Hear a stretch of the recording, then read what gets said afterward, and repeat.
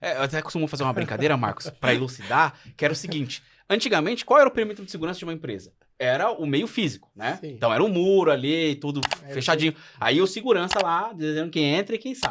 Depois disso, mudou um pouquinho, o mundo foi digitalizado, e aí passou a ser um perímetro de rede, né? E agora o perímetro lá controlado. Aí o pessoal agora espalhou, aí até cabe uma pergunta, né? Como foi para Palo Alto Networks trabalhar agora com essa questão o perímetro não é mais só o firewall, não é mais só esse meio da rede, agora ele é global, né? Eu tenho gente trabalhando em remoto que tá em Dubai, eu tenho gente trabalhando em remoto que tá na Inglaterra. Como é que foi isso, né? E aí, como é que isso se encaixa? Como é que a Palo Alto se adequou? Teve uma modificação nos firewalls para que isso fosse ajeitado, por exemplo? Na verdade... Não, só complementando. E aí o dado, muitas vezes, nesse perímetro tá viajando. todo, ele tá na nuvem, né? Em algum lugar. Então tem tudo isso, mais os suas aplicações. Ou no HD do laptop da pessoa lá na casa dele. Essa é uma das perguntas talvez mais emblemáticas que nós temos aqui, porque o mundo de hoje é diferente do passado, né? O perímetro se dissolveu, e aí como é que funciona, né? Como que a gente pode ajudar essas empresas? Primeiro, pelo entendimento de que o perímetro se dissolveu. E aí eu vou dar alguns exemplos. Por exemplo, hoje, o perímetro pode ser o seu celular, pode ser o seu computador, pode ser a nuvem, pode ser qualquer coisa. Só que essa qualquer coisa agora, diferente de antigamente, ou de um tempo atrás, que você, com seu celular, a única coisa que tinha que fazer, eu vou acessar a empresa, e aí na empresa eu vou para a nuvem. Agora, do seu celular, você faz qualquer coisa, você vai para qualquer lugar, olha só. Então, você pode acessar na empresa, você pode acessar o que está na web, você pode acessar o que está na nuvem, você pode acessar uma aplicação corporativa daqui.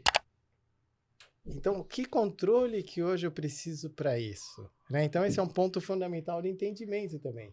Quando eu estou na nuvem, muitas empresas esquecem que a responsabilidade do que está lá dentro é da empresa e não do provedor de nuvem. Então, como eu protejo tudo que está ali dentro de visibilidade, de exposição, de compliance, de governança? Então, eu acho que esse é um ponto fundamental desse entendimento, né? E a outra coisa que eu vejo aqui do ponto de vista de evolução de tudo isso é que, por causa desse contexto atual que a gente vive, onde você pode acessar qualquer coisa de qualquer lugar, a qualquer momento, como você protege isso? Tá? Então, e vendo um pouquinho em cima da pergunta que você fez, a Palo Alto teve que se transformar. Ela adquiriu 17 empresas nos últimos anos para poder acompanhar esse desafio de mundo, de perímetro. Então, hoje, o que eu quero dizer, a gente estava falando um pouquinho antes lá, do solução, você precisa sim proteger os seus dispositivos, seja lá o que você tem, só que hoje essa proteção, ela está muito avançada, hoje passa por investigação, você tem solução que investiga, ele não deixa mais você fazer coisas. Então, isso daqui é um ponto importante. Hoje, você falou do firewall, hoje, se você está no mundo, está solto, você não consegue colocar em lugar nenhum. Então, hoje existem tecnologias, né? O ZTNA é uma delas, que protegem todo mundo que está voando por aí. Esse é um exemplo de tecnologia. E quando chega na nuvem, você também precisa ter tecnologia, e o que muda tudo isso, sem entrar em detalhes, é que hoje a tecnologia ela está muito mais preditiva, e ela está muito mais automatizada a ponto de ela tomar decisões sabendo que o usuário vai esquecer coisas.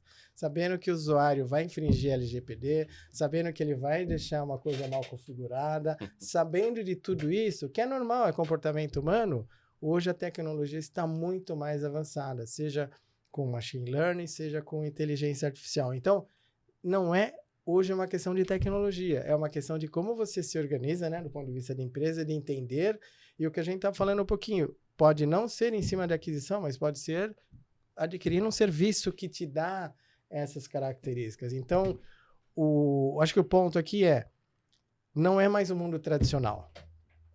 E esse mundo necessita de uma visão mais holística, de uma visão de plataforma. Uma outra coisa que essas coisas deveriam estar integradas e deveria ter uma entidade de inteligência que hoje já existe, para linkar tudo isso, para falar assim, eu já sei que você vai esquecer isso, eu já vou criar o playbook, eu já vou ser mais preditivo, porque o ponto crucial do que o mundo do que tá todo mundo buscando, e a gente está buscando também, e hoje já existe, de uma certa forma, olha só que interessante, a empresa, vamos supor, dar um exemplo de uma empresa que foi atacada.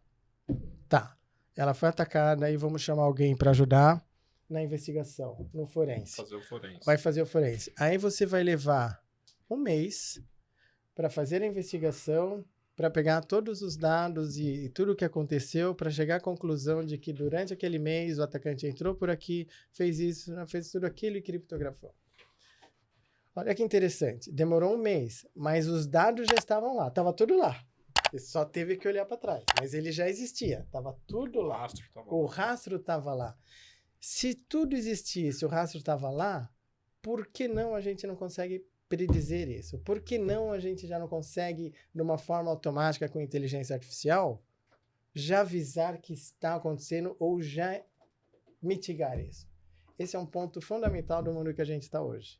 Que é esse salto perante a tecnologia de dizer, não serve mais olhar para trás. Eu preciso prever e ser preditivo, eu preciso fazer tudo agora. Eu tenho que evitar agora, em tempo real. Acho que esse eu dei o exemplo, mas isso é o que nós temos hoje. E outro ponto que a gente está falando, que eu acho que é super importante a gente colocar aqui, em cima da maioria das empresas que foram atacadas aqui no Brasil, existe um ponto em comum entre elas, né? E o ponto em comum foi, muitas delas tiveram dificuldades porque não tinham um processo definido de resposta a incidente. Se acontecer alguma coisa hoje aqui, o que eu faço? Por onde eu começo? E provavelmente eu já treinei isso, já tá tudo, todo mundo já sabe em que posição vai jogar do jogo? A gente já sabe? Então, isso é fundamental. E a maioria que tiveram dificuldade, porque não tinha isso bem definido.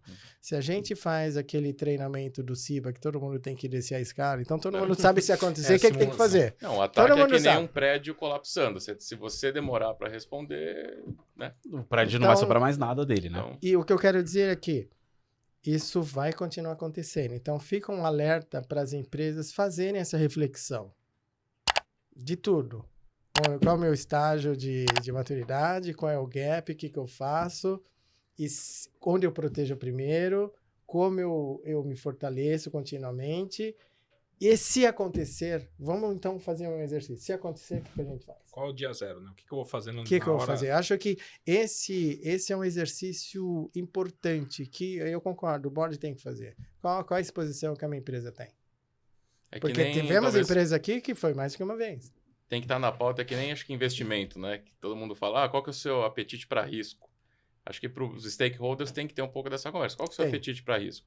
Quanto você está confortável de deixar seu negócio exposto, né? E ter algo que impacte não só com questão de multa, tal, ou um ransomware que você vai ter que pagar para liberar os dados, ou alguma coisa forense pós para tentar ver o que você consegue reaver. Em todos os cenários é caro, é mais barato fazer a lição de casa. Mas olha que interessante, tem CISOs aqui que a gente conhece que o investimento de cyber perante a empresa está vinculado ao grau de risco. Qual risco você quer ter? Vai custar... Qual é o investimento? Depende do seu apetite para risco. Isso me lembra muito a época da alta disponibilidade, né? Quanto você vai investir em alta disponibilidade para deixar seu negócio online aqui, independente do... Não conseguir os 5 noves lá de disponibilidade, né? A gente está vivendo isso em cyber agora, né? Sim. Quanto você compra de risco e quanto você não vai comprar do risco. Quanto você provisiona, né? Exato. Para operação parada, né? A gente tem clientes que, antes de serem nossos clientes, sofreram ataques, né? A gente, inclusive, acho que se tornaram nossos clientes pós-ataque. E isso foi uma conversa, né, franca, clara. Né? Depois que aconteceu o ataque, por exemplo, um deles ficou o quê? Uns 5, 7 dias com tudo parado. Tudo.